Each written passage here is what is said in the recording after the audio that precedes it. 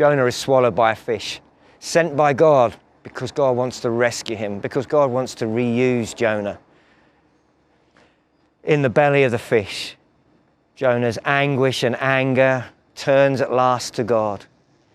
Initially, in the prayer we read in Jonah 2, he blames God. "You hurled me into the waters," he says.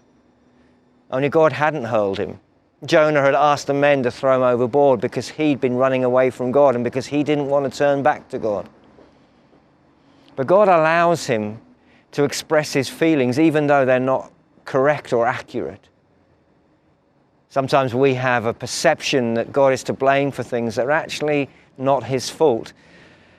But it's okay sometimes just to tell God that's what we think and feel, and he lets Jonah do it, and in that process Jonah is changed. By the end of the prayer, Jonah says, "Salvation has come to me, and I will fulfill my vows." Jonah is changed by being honest with God, even though what he feels isn't quite right. We can discover that when we turn to God, when we tell God exactly what we feel, not what we think others want us to feel or what we feel God wants us to feel, but when we're real with God, in that process of prayer, we're changed.